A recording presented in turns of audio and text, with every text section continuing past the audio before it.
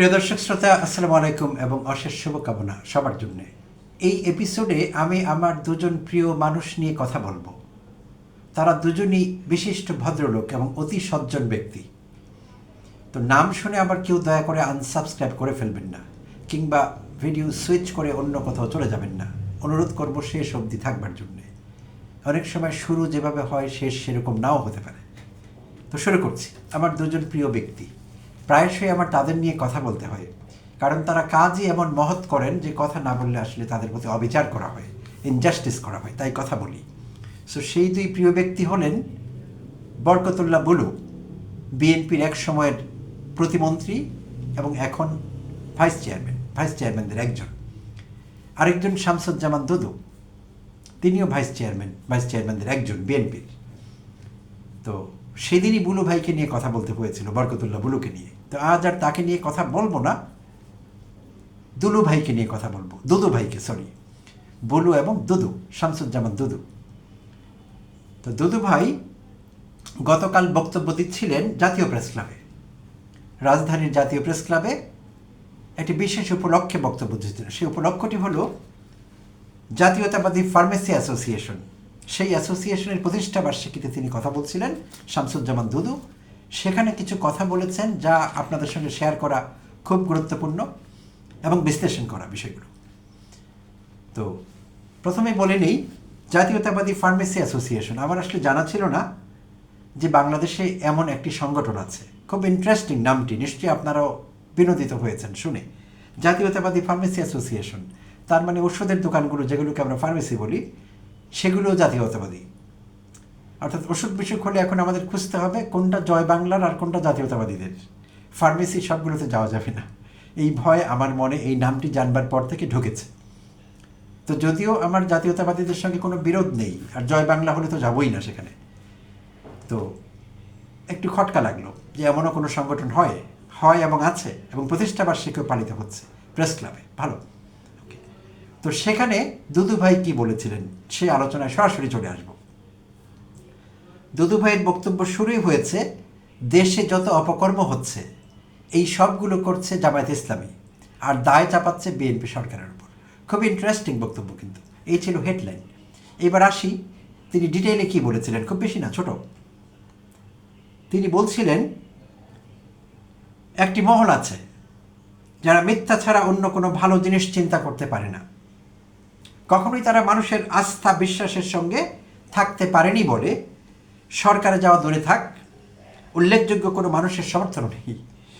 এরা ইসলামকে ব্যবহার করে ইসলামের বিরুদ্ধে ভূমিকা পালন করে। রাজনীতিতে এরা এমনই একটি অংশ, মিথ্যা ছাড়া এদের আর কিছু নেই। সেই মহলটি হচ্ছে জামায়াত ইসলামী। উল্লেখ করে তিনি বলেন, তারা ইসলামকে নিয়ে ব্যবসা করে। বাংলাদেশ এখন যে অপকর্মগুলো বিভিন্ন ক্ষেত্রে দেখছি তা নিয়ে যদি আলোচনা করি তাহলে তারা হয়তো কষ্ট পাবে, কিন্তু বাস্তবতা হচ্ছে যত অপকর্ম হচ্ছে সেই অপকর্ম তারা করছে, কিন্তু প্রসঙ্গটি সরকারের উপর চাপিয়ে দেওয়ার চেষ্টা করছে। এই দেশের সবচেয়ে বেশি নারী নির্যাতন এবং মুক্তিযোদ্ধাদের সবচেয়ে বেশি খুন ও হত্যা করেছে জামায়াত ইসলামী। এরাই যখন মুখোশ পরে এদেশের ভালো করতে নিজেদের উৎকর্ষতা তোলে, তখন হুঁশিয়ার হতে হবে বলেও সতর্ক করেন বিএনপির ভাইস চেয়ারম্যান। তো শেষ বাক্যটি, এরাই যখন মুখোশ পরে এদেশের ভালো করতে নিজেদের উৎকর্ষতা তোলে। তা আমি একটু অবাক হয়েছি, দুদু ভাই এডুকেটেড মানুষ, ঢাকা বিশ্ববিদ্যালয়ের ছাত্র। তো এখানে একটি ভুল বাংলা শব্দ তিনি ব্যবহার করেছেন, উৎকর্ষতা কোনো শব্দ নেই, উৎকর্ষ হবে শব্দটি। যাই হোক, ছেড়ে দিলাম, ডিসকাউন্ট। তো এখন মূল কথায় আসি। এই যে তিনি বলছেন যত অপকর্ম দেশে হচ্ছে সব কিছু করছে জামায়াত, দোষ চাপাচ্ছে বিএনপি। প্রিয় দর্শক শ্রোতা, কী ভাবছেন বিষয়টি নিয়ে? হ্যাঁ, কেউ হয়তো বলবেন এইটি রাজনৈতিক রেটরিক, ডেমাগোগারি। তো এইভাবে উড়িয়ে দেওয়া যায় না আসলে। দুদু ভাই তো বিএনপির একজন গুরুত্বপূর্ণ ব্যক্তি। আসলে কি তাই? এই যে বিশ্ববিদ্যালয়গুলোতে 10টি বিশ্ববিদ্যালয়ে 11টি আসলে, একটিতে আগে থেকে ভিসি ছিল না, নতুন করে দিতে হয়েছে। আর 10টি পাবলিক ইউনিভার্সিটিতে ভিসি ছিলেন ভাইস চ্যান্সেলর কিংবা উপাচার্য। চর দখলের মতো এই ইউনিভার্সিটির ভিসিগুলোকে পাল্টানো হলো, ভিসি বদল হয়ে গেছে। আর ডুয়েট যেটিকে বলি, Dhaka university of engineering and technology, সেখানে চলছে এক তুলকালাম কাণ্ড। নতুন ভিসি নিয়োগ দেওয়া হয়েছে, সেই ভিসিকে ডুয়েট স্টুডেন্টরা মানছেন না, কারণ তারা তাদের বিশেষায়িত প্রতিষ্ঠানের ভেতর থেকে অধ্যাপক চাচ্ছেন কাউকে ভিসি হিসাবে, আর সরকার চাপিয়ে দিয়েছে, শাহজালাল বিশ্ববিদ্যালয়ের এক অধ্যাপককে পাঠিয়ে দিয়েছে।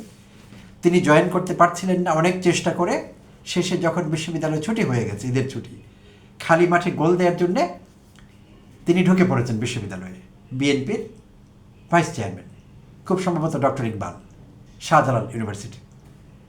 তো এইভাবে চর দখল যে হয়ে গেল, এই অপকর্ম কি জামায়াত করেছে? বাংলাদেশ ব্যাংকের একজন যোগ্য গভর্নরকে, যার আন্তর্জাতিক খ্যাতি আছে অর্থনীতিতে, ব্যাংকিং সেক্টরে, আহসান এইচ মনসুরের কথা বলছি, তার মতো একজন যোগ্য গভর্নরকে সরিয়ে দিয়ে চর দখলের মতো যে ব্যবসায়ী গভর্নরকে দেওয়া হলো, যার 100 কোটি টাকার উপরে ঋণ খেলাপি তিনি, এবং ঋণ পুনঃতফসিল করেছেন নির্বাচনের আগে। তো এই অপকর্ম কি জামায়াত ইসলাম করেছে? অন্যান্য জায়গায় যা দেখছি এখন, চাঁদাবাজি এখনো বন্ধ হয়নি। সদ্যই বরিশাল বিশ্ববিদ্যালয়ের 2 ছাত্রদল নেতা চাঁদাবাজির কারণে তাদেরকে দল থেকে বহিষ্কার করা হয়েছে, এবং অন্যান্য জায়গায় যা ঘটছে, এই অপকর্মগুলো জামায়াত ইসলাম করছে? এই উত্তর হয়তো দুদু ভাইয়ের জানা আছে। যারা থাকলেও দুদু ভাইয়েরা মাঠ গরম করছেন, অপ্রত্যাশিত, অনাকাঙ্ক্ষিত। আর জামায়াতের যে বক্তব্য তিনি দিচ্ছেন, গতকালই মির্জা ফখরুল ইসলাম আলমগীর একই ধরনের বক্তব্য দিয়েছিলেন, গতকালকের আগের দিন জামায়াতের খিস্তি খেউট করছিলেন, যা তা বলছিলেন জামায়াতের নামে। তো দুদুভাই বোধহয় ফলো করেছেন যে মির্জা ফখরুল বলেছেন প্রিয় নেতা, আমাকেও বলতে হবে। তো এগুলো তো আমরা জানি জামায়াত ইসলাম কী কী করেছে, গণহত্যা, নারী ধর্ষণ ইত্যাদি ইত্যাদি। তো এই দলের সঙ্গে কি করে রাজনীতি করা গেল যুগ যুগ ধরে? কি লজ্জার! এবং প্রয়াত প্রধানমন্ত্রী বেগম খালেদা জিয়া জামায়াতের পক্ষে অনেক ন্যারেটিভ তৈরি করেছেন। যখন জামায়াত নেতাদের ফাঁসি হচ্ছিল, তখন বলা হচ্ছিল অন্যায়ভাবে মিথ্যে মামলায় তাদের ফাঁসি দেওয়া হচ্ছে।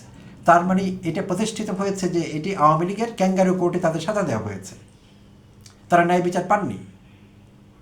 আমি এই কথা বলছি না যে জামায়াতের কিছু নেতার বিরুদ্ধে যুদ্ধাপরাধের অভিযোগ আছে, এবং নিশ্চয়ই যাদের বিরুদ্ধে যুদ্ধাপরাধের অভিযোগ থাকবে, এমনকি আমার আত্মীয় হলেও তার বিচার হতে হবে, ন্যায় বিচার।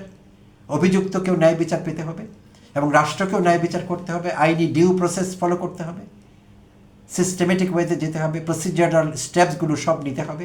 হয়েছে কি? কিছু নেওয়া হয়নি। তো যাই হোক, তো এই দলটি এত অন্যায় তারা করে, তাদের কোনো জনভিত্তি নেই, তারা কখনো ক্ষমতায় যেতে পারবে না। মির্জা ফখরুল একই লাইনে কথা বলেছেন, একেবারে সেম কথা বলেছেন। এবং দুদু ভাই বললেন যে তাদের জনপ্রিয়তা কখনোই ছিল না, কখনোই তাদের মানুষ গ্রহণ করেনি। কে বলেছে এটি? 2008-এর নির্বাচনে জামায়াত ইসলাম পেয়েছিল 2টো আসন। 2টো আসনের সেই দলটি ত্রয়োদশ জাতীয় সংসদে পেল 68টি আসন। সোজা কথা, গ্রোথ ইন্ডেক্স তো এইভাবে জাম করেছে। তাহলে তাদের জনপ্রিয়তা নেই, জনভিত্তি নেই, জনসংশ্লিষ্টতা নেই, এই কথাগুলো কি বাজে কথা না? মিথ্যে কথা না? নিশ্চয়ই। তো যত বিএনপি নেতারা এইসব কথা বলবেন, তত বেশি তারা নিজেদেরকে হাস্যকর করে তুলবেন, এবং জামায়াতের জনপ্রিয়তা আরও বেড়ে যাবে। কারণ মানুষ এগুলো অপছন্দ করতে শুরু করেছে। বিএনপির এখন এটি কাজ না। প্রধান বিরোধী দল সংসদে জামায়াতের খিস্তি খেউর করা, তাদেরকে ছোট করা, এটি করে ক্ষমতায় থাকা যাবে না। এটি করে ক্ষমতাকে একেবারে সুদৃঢ় করা যাবে না। সেটি করবার জন্যে জনগণের পক্ষে দাঁড়াতে হবে, দেশের স্বার্থে কাজ করতে হবে। চর দখল করা চলবে না, চাঁদাবাজি বন্ধ করতে হবে এক্ষুনি সব পর্যায়ে। তো সেটি না করে প্রধান বিরোধী দলকে টেনে নামাবার চেষ্টা করা, তাহলে তার গণতন্ত্র বলে কিছু থাকে না। তো বিএনপি এইসব করলে ধরলাম জামায়াতের উপর লোকেরা খুব খেপে গেল। খেপে গেলে জামায়াত পদত্যাগ করে ফেললো সংসদ থেকে। বিএনপি তখন কি করবে? খালি মাঠে গোল দেবে? এখন তো একটি বিরোধী দল আছে, তাদেরকে মোকাবেলা করতে হচ্ছে। হ্যাঁ, জানি তারা যথেষ্টই শক্তিশালী। বিএনপির জন্য অস্বস্তির কারণ হয়েছে এই 68+ আরও অন্যান্য জোট সঙ্গীদের 9টি মিলিয়ে তারা 77 জন এমপি, এবং তাদের মধ্যে 2-4 জনই যথেষ্ট দেখছি। এখন 2-4 জন পুরো সংসদ কাঁপিয়ে ফেলছেন। যখনই তাদের 2-1 জন মুখ খুলছেন, সংসদ কেঁপে উঠছে। সেখানে আছেন ডক্টর শফিক জামায়াত থেকে, সেখানে আছেন ডক্টর আজাদ, সেখানে আছেন হাসনাত আবদুল্লাহ এনসিপি থেকে, সেখানে আছেন নাহিদ ইসলাম, সেখানে আছেন আরও অনেকেই। তারা মুখ খুললে বিএনপি নেতারা মনে মনে সুরা পড়ছেন যে এখনই তারা কী বলে ফেলে, কী করে ফেলে। তো হ্যাঁ, তারা শক্তিশালী, তো সেই জন্যে তো রাস্তা এটি না যে তাদের টেনে নামাতে হবে, প্রত্যেক দিন তাদের যুদ্ধাপরাধ নিয়ে কথা বলতে হবে, ৭১-এর ভূমিকা নিয়ে কথা বলতে হবে, এবং তাদের কোনো জনভিত্তি নেই সেটি বলতে হবে। জনভিত্তি তো আমরা দেখছি ২ আসন থেকে ৬৮ আসন, সোজা কথা। কোন পার্সেন্টেজে আপনি এটিকে মেলাবেন? তাহলে আপনাদেরও তো জনভিত্তি ছিল না, ৩৫টি আসন পেয়েছিলেন খুব সম্ভবত ২০০৮-এর নির্বাচনে। আপনাদেরও তো উল্লম্ফন ঘটেছে, জামায়াতেরও ঘটেছে। তো সেটিও স্বীকার করলে আপনাদের সমস্যা কোথায়? আমি তো সমস্যার কিছু দেখি না। তো এই কথা একেবারে অগ্রহণযোগ্য এবং অপ্রয়োজনীয়।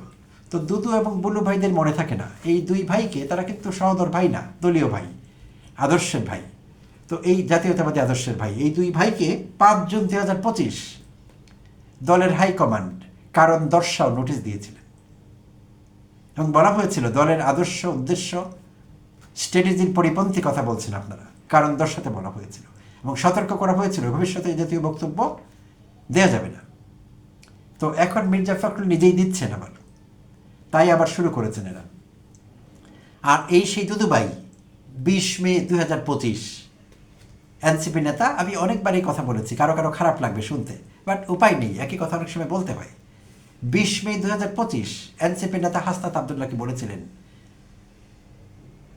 মূত্র এবং থুতু দিয়ে ভাসিয়ে দেবেন। সেই থেকে তার আরেকটি নাম হয়ে গিয়েছিল মূত্র এবং থুতু বিশেষজ্ঞ, শামসুজ্জামান দুদু ভাই। তো আর বুলু ভাইয়ের কথা তো বলেই লাভ নেই। বুলু ভাই এত এত কথা বলেছেন যে সেটি বিএনপির লোকেরও বিরক্ত হয়ে গেছেন তার উপর। তো বুলু ভাইয়ের দিয়ে একটি কথা উল্লেখ করে শেষ করবো এপিসোড। বুলু ভাই কুমিল্লা টাউন হল মাঠে বিএনপির দ্বিবার্ষিক সম্মেলনে উদ্বোধনী বক্তব্যে বলেছিলেন ২৫ ফেব্রুয়ারি ২০২৫-এ যে তারেক রহমানের নাম নেওয়ার সময় অজু করতে হবে। তারপর বলেছিলেন ১৪ আগস্ট ২০২৫-এ হজরত ওমরের পর এত সৎ রাষ্ট্রপতি পৃথিবীতে আর আসেনি। প্রয়াত রাষ্ট্রপ্রধান জিয়াউর রহমান সম্পর্কে বলছিলেন। তো জিয়াউর রহমানের আমি একজন বড় অ্যাডমায়ারার, বিশাল বড় ফ্যান, বিএনপির না, আবার জিয়াউর রহমানের।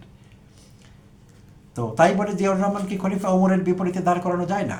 এই কাজগুলো বুলু ভাই করছিলেন, এবং শুধু এটিই না, তিনি ছাত্র উপদেষ্টাদের বলছিলেন অর্বাচীন, আর অনেক কথা বলেছেন। তো এই ২ ভাই, ২ আদর্শের, জাতীয়তাবাদী আদর্শের ভাই বুলু এবং দুদু, যখনই মুখ খুলে পাবলিকের বিনোদনের কারণ ঘটে, সেটিতে পাবলিক আমোদিত হন। তবে সবসময় আমোদিত হবেন কি না সেটি শঙ্কার।